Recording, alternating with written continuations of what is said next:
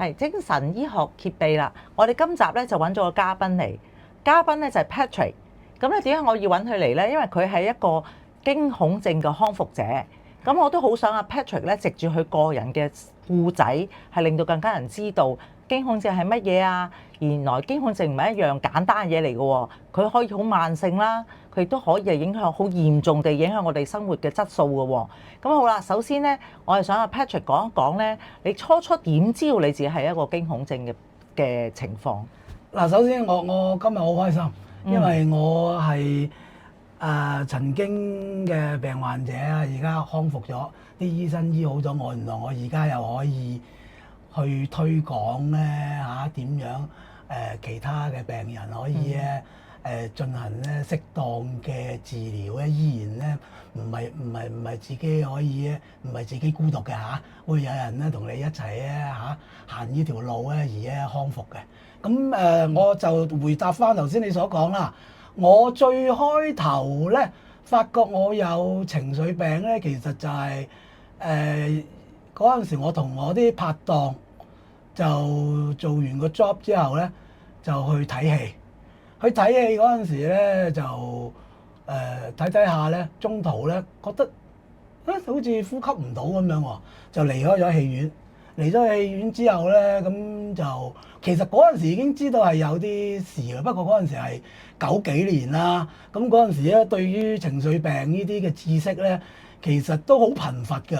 其實喺個腦海裏邊完全唔會話咩情緒病啊嗰啲嘢，總之就係話係啦，可能個人好緊張啦，咁啊會咩咁啊放鬆啲啦，即係咁樣嘅諗嘢嘅方法咯。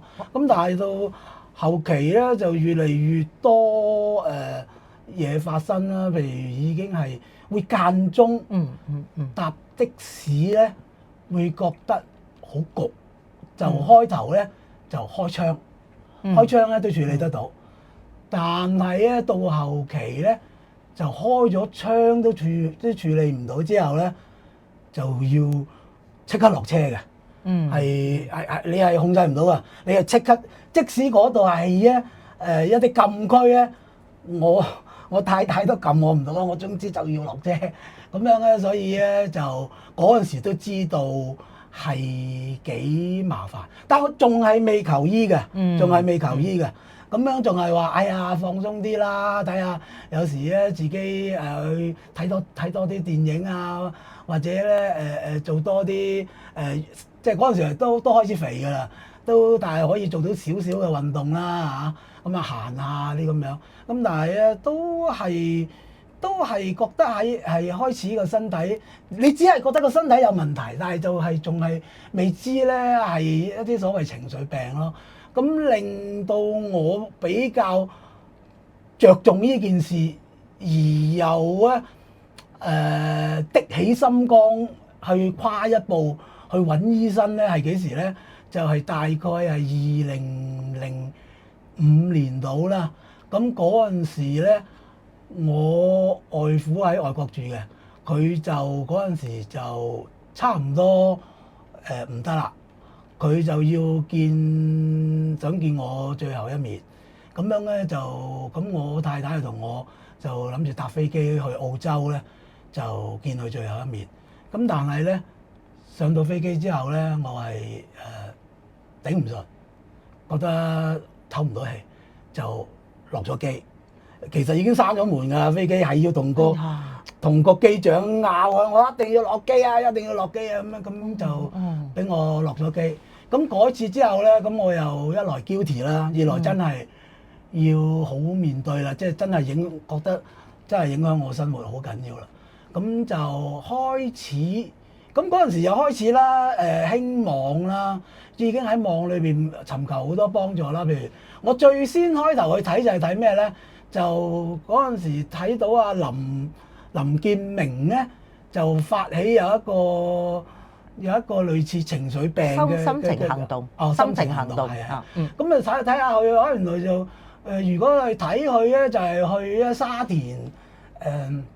沙田中大搞嘅一個嗰啲情緒病中心啦。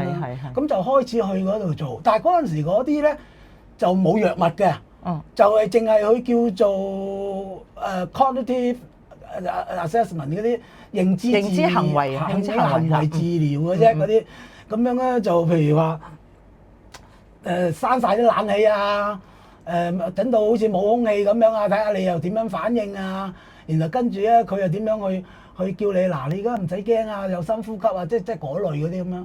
開頭好似覺得都好似有啲用咁樣嘅，但係後尾都係發覺嗰個認知單獨呢個認知治療都係處理唔到咯。咁啊開始咧就開始揾咗一啲所謂，因為我開頭都好似同一般人嘅感覺㗎。哎呀，去睇精神科醫生好似唔係幾好喎，精神咁即係好似覺得有少少黐線咁樣啊。咁但係後尾我個朋友同我講話，係啊，真係啊，你睇下啲精神科人哋嗰啲有藥物啊嘛。咁啊開始喺尖沙咀就睇一個比較老啲嘅西醫，係第一代嗰啲咧，就開始食所謂血清素嗰啲啦。咁開頭都 OK 嘅，咁但係可能隨住我又開始嗰啲，因為我做金融啦，開始有好多工作上嘅 deadline 嗰啲壓力咧，越嚟越犀利啦。咁就食咗血清素之後都唔得之後咧，咁嗰個醫生可能就叫我食咗啲，有時間中就食下啲 Xanax 嗰啲叫做鎮靜劑嗰啲咁樣啦。咁但係咧到後期都係處理唔到嘅，即係譬如話有一次啦，嚴重到我嗰陣時曾經喺銅鑼灣返工啦，咁啊落到去地鐵站好多人。咁咧就沿住個 escalator 落去，一落到去就即刻發作，一發作咧原本係落去噶嘛嗰條梯，我一發作發晒癲啊，整唔知就從住嗰個逆住嗰個 escalator 要行上去，哇！嗰啲人我覺得嗰個人做乜嘢發癲咁樣衝緊上嚟，但係又衝唔到啊，因為逆向啊嘛，咁樣咧就好麻煩啦。跟住又開始越嚟越咧搭的士都搭唔到啊，咁試過幾次。都好多次㗎啦，我諗7、8次啦，係入咗地鐵嘅車廂都要走翻出嚟啦。咁樣啊，咁跟住就唯有喺好少人嗰陣時先至出現啦，去搭地鐵咯。咁啊開始，但係好彩啦，唔係未係講到呢度啦。咁我覺得我最嚴重就係去到Covid 啦。Covid 嗰陣時又多韞喺屋企啦。咁嗰陣時咧又有少少驚啦，即係我都係一啲怕死嘅人咧，又驚唔知中唔中招啦。咁就嚴重到就喺屋企都唔得啦，就喺屋企都發作，就衝出去啦。衝出去咧就但係好奇怪，佢一衝出去咧落咗街咧，佢又冇嘢喎。咁佢唔使喺條街度喺度逗留啊，然後等到咧覺得好舒服先至翻屋企咁樣咯。咁所以嗰個麻煩咧都係好似一路都係增加，一路食血清素都係處理唔到。OK。咁到最嬲尾就揾到一個醫生啦，咁就佢又比以往嗰啲醫生嗰啲藥物咧，就另外加咗2種唔同嘅藥物。咁樣跟住2個禮拜到咧，我已經覺得我好舒服啦。然後跟住咧，我又發覺我有嗰個血管閉塞啊，咁啊我就要去做通波仔。咁做完通波仔之後咧，咁都好好啊，因為我以前點解好多時我唔去檢查去醫院咧？因為我好多時去到醫院都驚啊，嗰啲驚恐症其實你連去醫院都佢 annual check up 都驚啊，好多時。咁變咗咧，嗰個醫生俾咗嗰啲藥我食咧，有一個好處啦。連我開始去做呢啲所謂通波仔咧，我都唔驚啦。咁就做完通波仔之後咧，我又的起心肝啦，又減肥啦，由190磅減到去最低148磅，然後最近就153磅啦。咁樣咧，跟住就開始跑得起啦，就開始有跑步啦。咁而家咧，基本上咧，我已經覺得我個生活咧已經係完全咧正常啦。我喺舊年嘅9月10月度啦，我已經開始可以咧第一次啦，就由香港咧就飛去上海就完全冇嘢啦，全程都冇嘢。去譬如我以前搭飛機啊，之前嘅1個禮拜我已經係好忐忑㗎啦，即係哎呀好唔自在啊啲咁樣。臨上飛機嗰1-2個鐘咧已經係啊，哇真係嗰啲冷汗都飆埋出嚟㗎啦。即係咁，但係而家咧，我嗰一次咧真係好成功啦，完全咧就搭飛機咧去上海咧完全冇嘢，玩得好開心。其實我原本跟住都想繼續，已經 plan 咗去北京啊咁樣噶啦，咁但係因為跟住我太太又整傷咗個腳啦，就阻礙咗我啲時間啦。咁但係咧而家我就基本上而家連搭飛機我都能夠處理得到咧。我基本上我自己個生活，我覺得我已經係回復咗正常啦。咁所以咧，今日我都係想同大家分享，希望如果係同我而家咁樣嘅以前咁嘅同路人嘅人咧，就唔好行得太歪個路啦。一定要咧唔好等太耐啦。如果你自己覺得咧情緒病咧真係有嘅話咧，真係要快啲去見醫生。你要點樣咧？我個經驗就係你要先用藥物撳低咗先，然後你先至再可以處理其他健康指標嘅進步嘅。譬如你唔處理咗你個身體嗰個啲藥物嗰啲嘢之後咧，你又好難進行減肥啊、跑步啊，因為佢根本都影響你日常，你都唔知點搞係嘛？咁所以我都希望咧，今日個分享就係希望你哋唔好怕要積極咧，要面對呢個病。其實你俾我嗰陣時，我發作嗰陣時係90幾年啦。你俾我嗰陣時好多啦，嗰陣時連網都冇，根本真係個資訊好唔豐富啊！而家你哋根本咧情緒病，你上網已經知係啲咩㗎啦。咁樣然後咧跟住咧去揾咧適當嘅治療咯。我覺得最好咧就係先咧揾咗係精神科先，因為你一先有藥物先嘅。其實我嘅經驗當然我唔代表一定啱啦。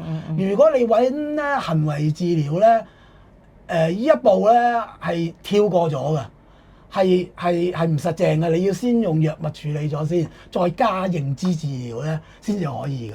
咁所以咧我希望你哋係大膽面對，走出嚟，同埋咧你其實你唔係孤單嘅。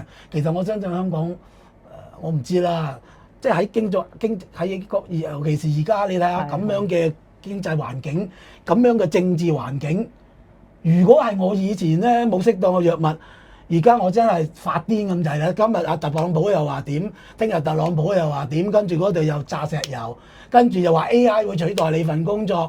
我諗真係好多人而家真係會有咧情緒嘅問題咯，因為真係好似殺到埋身咁㗎，又話1/4工作喺5年之內會被取締啊咁樣，你真係驚啊嘛！咁所以咧呢啲咧，你一定要趁自己嗰個病情仲係開始嗰陣時，你就即刻去處理嘅話咧，我相信嗰個可解或者縮短咗嗰個解決嘅個方法咧係短好多，唔使行埋好多。我以前咧歪個路啦，我係10幾年後先去睇醫生，即係嗰10幾年咧真係喺中間冇睇過其他科嚟，心臟科啊、呼吸科啊，冇，你有冇睇過呢啲？我冇睇過家庭科醫生，家庭科醫生咪話你緊張咯。其實連佢都嗰陣時，其實我自己覺得連啲家庭科醫生都唔係好掌握得到嗰啲嘢嘅。而家嗰陣時而家好好多。係啦，而家我相信係普遍啦，好多人都知啦。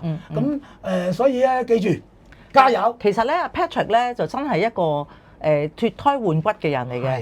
因為我最記得咧，我初識佢嗰陣時候咧，其實咧佢唔好話坐喺棵花隔離啊，佢入間房聞到陣花香咧，佢都唔得嘅。係啊，因為佢有啲特殊味道咧，佢都會係好忐忑不安嘅，周身唔聚財嘅。唔好話叫佢講咁耐嘢啦，講咗超過10分鐘嘢啦，坐喺度慢慢講啦。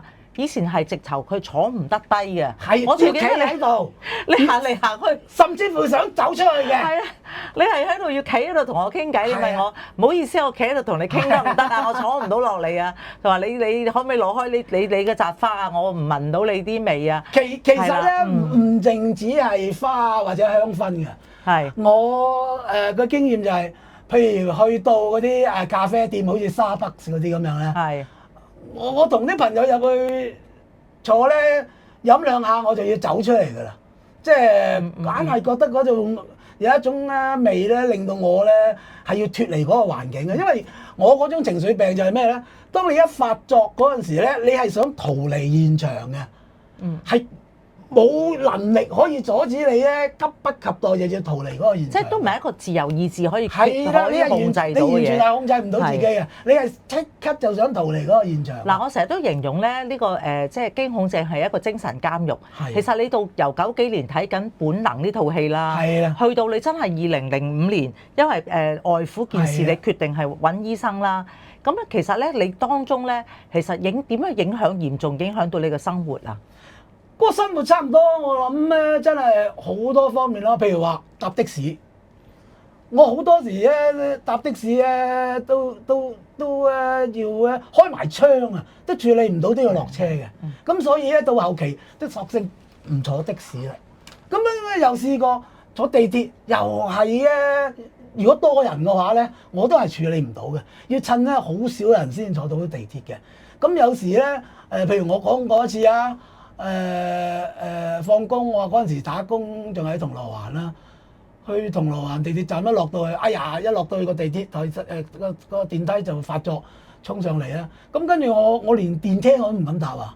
我諗起點啦？我由我喺銅鑼灣行翻我屋企中環啊，即係你話可以咧幾影響我生活啦！我連搭車都搭唔到，唔單止我係要行翻去。唔單止啊，你連應該要通波仔都通唔到。係啊，因為我好多時咧，我要去 annual check up，我老婆逼我話：你去到某個年紀，你又要去 check 㗎，譬如 check 腸啊咩嗰啲。我唔得啊！我一去到醫院咧，我就想走出嚟㗎啦，聞到嗰啲藥味咧。醫院嗰啲藥味咧，我就頂唔順㗎啦。係啊，咁所以你話其實真係好多方面咯，尤其是喺 Covid 嗰段期間，我甚至乎連喺屋企都唔得，都要衝出去。咁仲有咩嘢比屋企更安全咧？咁我都要衝出去下邊咁樣，嗰啲管理員都唔知我做乜，都話何生你點樣成日走落嚟做乜嘢？係有時。仲係慘就慘在啊，係夜晚2、3點鐘落去啊！嗰啲管理員話：何生你做乜嘢？點解你而家2、3點鐘？可能你要去清夢啊！係啊，佢想瞓覺。係啊，喂，仲有一樣咧，就係你頭先講到咧，認知行為治療同埋藥物治療啦。係。咁其實有啲個案都係認知行為治療都做得到嘅，即係我哋好難講個個都需要藥物。係。不過藥物嚟講，有啲人都有個迷思，就係覺得咧，我食咗藥咧就會上癮啦，同埋藥物令到我咧懵嘅，或者我會係依賴咗啊咁樣，咁有好多迷思嚟嘅。我覺得呢一點，即係對於藥物都有好多標籤，或者甚至自我標籤。咁阿 Patrick，你可唔可以講下咧？你點樣睇藥物呢件事？嗱，藥物咧，我就自己咁睇。如果係講緊血清素啊，或者而家最近我醫生開俾我另外2種，之前嗰啲醫生都冇開過啲藥咧。其實我唔覺得佢點樣影響我生活，係唯一咧以前咧最影響咧就係食 Xanax。Xanax 咧就佢哋真係會好眼瞓，同埋我覺得會上癮嗰啲咁樣啦。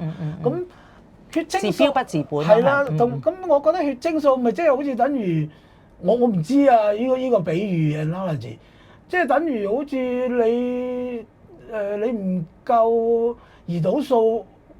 呢啲內分泌咪打啲胰島素俾你咁樣咯，即係你唔夠安多酚，咪俾一啲好似類似安多酚嘅嘢俾你咁樣咯。咁可能只係一種咁樣嘅效果咧，佢就唔係咩。咁但係當然啦，嗰個所謂譬如 Xanax 嗰啲咧，我都唔認為嗰啲咧係經常食咯，嗰啲真係會。就依賴性就會咁同埋用咗藥物之後咧，你有好多生活上邊、認知上邊嘅嘢咧，你先更加優化到佢哋係嘛嚇？冇錯，因為你咧要嗰個藥物咧令到你，因為咧當你有情緒病未有藥物處理之前咧，你任何唔順利嘅嘢或者少少個病咧，都會聯想到咧，哎呀我會發作啦。咁你咪乜嘢都做唔到咯。